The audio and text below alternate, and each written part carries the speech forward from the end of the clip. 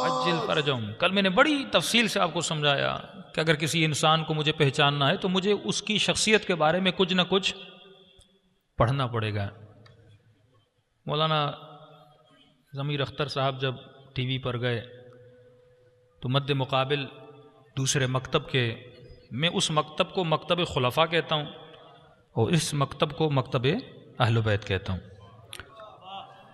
تو مکتب خلفاء کے کسی شخص نے کہا کہ آپ ہماری محافل میں آئیے، ہم آپ کی محافل میں آتے ہیں، ہم آ کے حضرت علی کے فضائل پڑھتے ہیں، آپ آئیے اور ہماری محافل میں ہمارے بڑوں کے فضائل پڑھیے. تو مناظرے میں ہمیشہ دو جواب ہوتے ہیں، ایک جواب ہوتا ہے حلی، ایک جواب ہوتا ہے نقضی. حلی جواب یہ ہوتا ہے اگر سوال قرآن سے کیا جائے تو جواب قرآن سے دیا جائے. نقضی جواب یہ ہوتا ہے کہ اگر اس نے سوال کیا ہے تو اس کا جواب بھی سوال سے دو. تو زیادہ تر مناظرے میں نقضی جوابات دیے جاتے ہیں. جو ضمیر اختر صاحب نے دیا وہ ایک نقضی جواب تھا، لیکن اس کا حلی جواب بھی تھا کہ کوئی بات نہیں، آپ بھی مجالس رکھیے، ہم بھی آتے ہیں اور آپ کے بڑوں کے بارے میں پڑھتے ہیں. جب ہم پڑھنا شروع کریں گے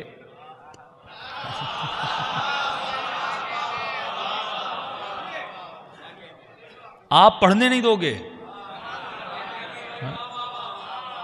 آپ تو حضرت علی کے بارے میں پڑھ سکتے ہو کیونکہ علی کی فضیلت میں اتنی باتیں ہیں.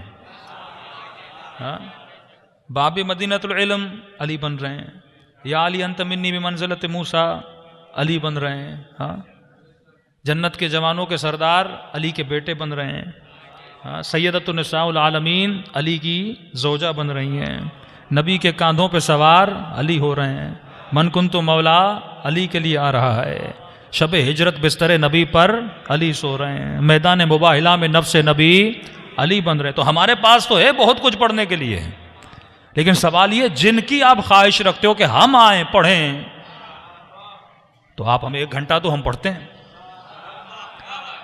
آپ ہی کی کتابوں سے پڑھتے ہیں. ایام فاطمیہ پچھلے سال میں نے پنڈی میں ایک پورا خمسہ ہے میرا، 3 دفعہ پولیس آئی مجلس میں، 3 دفعہ. کہا جو مولانا پڑھ رہے ہیں ان کو بولیں مت پڑھیں. میں انہی کے بارے میں پڑھ رہا تھا، انہی کی کتابوں سے پڑھ رہا تھا، لیکن وہ اپنی نسلوں کو بتانا نہیں چاہتے کہ ان کے بارے میں نبی نے کیا کہا ہے اور انہوں نے خود کون سے کرتوت دکھلائے ہیں.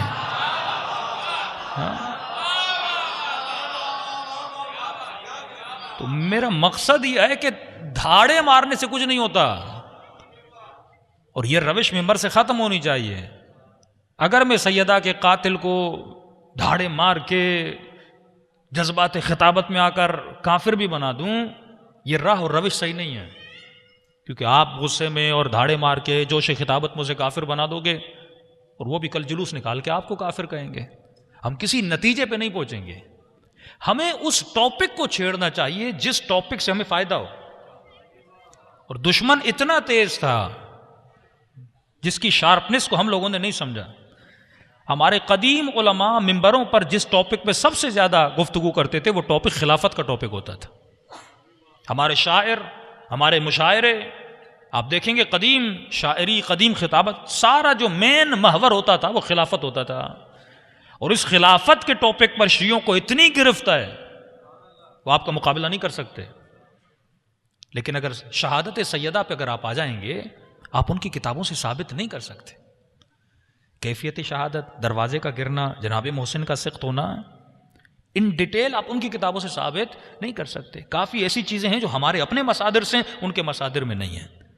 لیکن ایک ٹاپک اگر آپ اس کو چھیڑیں اور اس پہ عاقلانہ عالمانہ بیٹھ کے گفتگو کی جائے، انہی کی کتابوں سے، انہی کے مصادر سے اتنی چیزیں وہاں پر بیان کی گئی ہیں، اور واللہ اگر کوئی شخص بغیر تعصب کے وہ پڑھے، وہ فوراً مکتبے امامت کے اندر داخل ہو جائے. اس کے لیے کتاب ہے. میں تمام جوانوں کو اگر زندگی میں 5 مرتبہ بھی پڑھو تو کم ہے. علماء نے محنت کی، ہمارے بزرگوں نے محنت کی ہے. کیوں ان چیزوں کو نہیں لایا جاتا؟ کل میں نے کہا کہ کمیونزم اگر بڑھا تو 20,000 کے قریب اسٹڈی سرکل ہوتے تھے جاپان میں کمیونزم کو بڑھانے کے لیے. آپ یونیورسٹی میں جاتے ہو، اپنے دوستوں میں بیٹھتے ہو، اسٹڈی سرکل بناؤ، اس سرکل میں بیٹھ کر ایک ٹاپک پہ گفتگو کرو. بھائی آپ اپنے مصادر و منابع سے لوجیکلی عقلاً قرآن آ کے بات کرو، ہم بھی بات کرتے، کسی نہ کسی نتیجے پہ تو پہنچیں گے نا.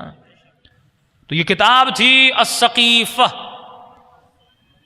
لکھنے والے علامہ مظفر، جنہوں نے اصول میں، جنہوں نے منطق میں بہت ساری کتابیں لکھی. اور کتاب لکھنے سے پہلے یہ لکھتے ہیں کہ میں پڑھنے والے کو یہ وعدہ کرتا ہوں کہ یہ کتاب میں نہ شیعہ ہو کر لکھ رہا ہوں، نہ سنی ہو کر لکھ رہا ہوں. یہ کتاب میں ایک ہسٹورین ہو کر لکھ رہا ہوں. اور آؤ ہسٹری سے پڑھو کہ سقیفہ تھا کیا. کتنی بڑی بلڈنگ ہو، لیکن اگر تم اس کی جڑوں کو ہلا دیتے ہو پوری بلڈنگ گر جاتی ہے. ہاں؟ کن چیزوں پہ آپ لڑ رہے ہو؟ آپ بیسک کو لے لو. لیکن دشمن شارپنس کیا دکھائی؟ پہلے اس ممبر سے سقیفہ پہ بات ہوتی تھی، لیکن ایک وقت آیا کہ علی معاویہ بھائی بھائی کا نعرہ لگا. ہاں، پھر یہ وقت آیا کہ آپ امیر شام کے بارے میں بھی کوئی گفتگو نہ کر سکیں. اور آج اس سال محرم میں ایک ایسا وقت انہوں نے آپ کے اوپر لایا کہ آپ ابو سفیان کو بھی کچھ نہ کہہ سکو. اب جب ممبر سے ابو سفیان پہ ہی بات نہیں ہوگی تو آپ خلفاء پہ کیا باتیں کرو گے؟ اتنا دور آپ کو دھکیل دیا اور یہ قوم ابو سفیان پہ لگ گئی. ہم ممبر سے اسی پہ لگ گئے کہ یزید برا ہے، یزید برا ہے. جو برا تھا ہم اس کو برا ثابت کرنے لگے.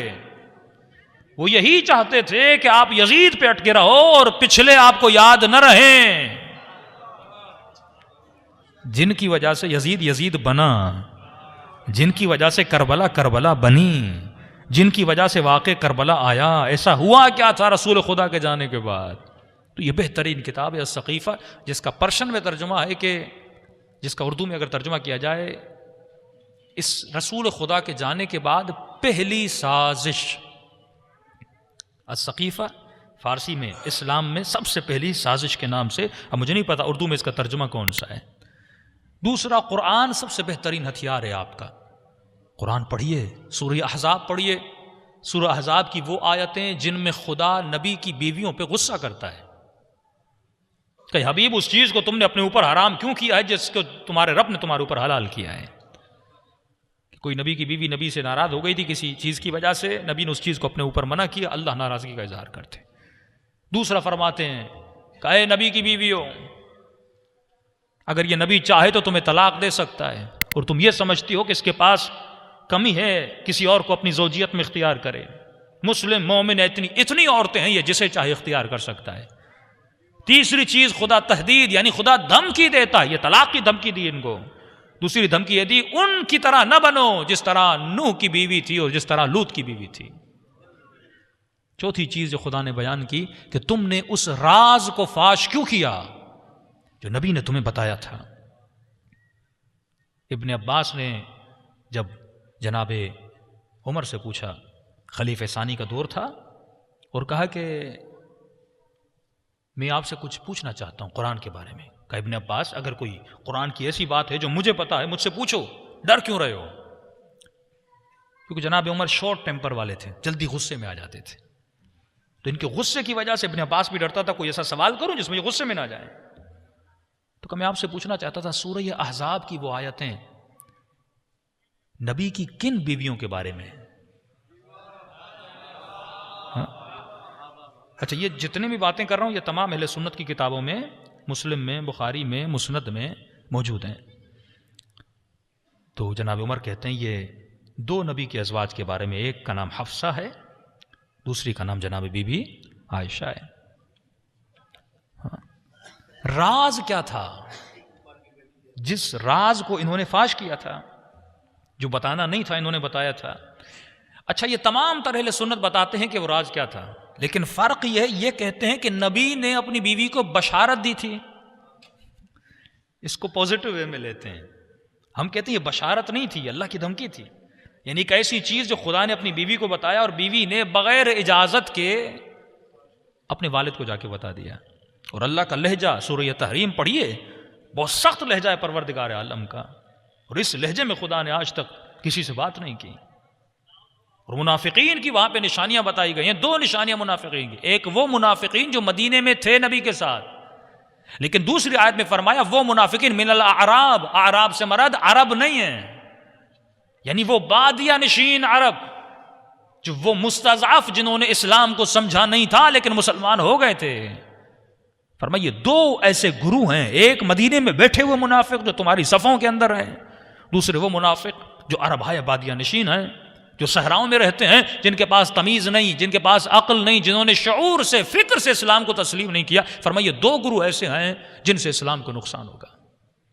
اور جب سیدہ کے گھر پہ حملہ کیا جا رہا تھا، مدینے کے لوگ اتنے نہیں تھے، یہ عرب کے بادیہ نشین بدو تھے جن کو لایا گیا تھا اور لوگوں کا ایک ہجوم بنا، اور اس ہجوم میں سیدہ کے گھر پہ حملہ کیا گیا. اور حملہ اتنی تیزی سے کیا گیا کہ ایون مدینے والوں کو پتا بھی نہ چلا کہ حملہ ہوا کہ نہیں ہوا. تو اس کے لیے مسلمان کو سقیفہ پڑھنا بہت ضروری ہے. اب سقیفے میں ہوا کیا؟ اس کتاب کو پڑھیے اور اپنے شیعہ بچوں کو ہسٹری کو جب تک ہم نہیں پڑھیں گے تب تک ہمیں باتیں سمجھ میں نہیں آئیں گی.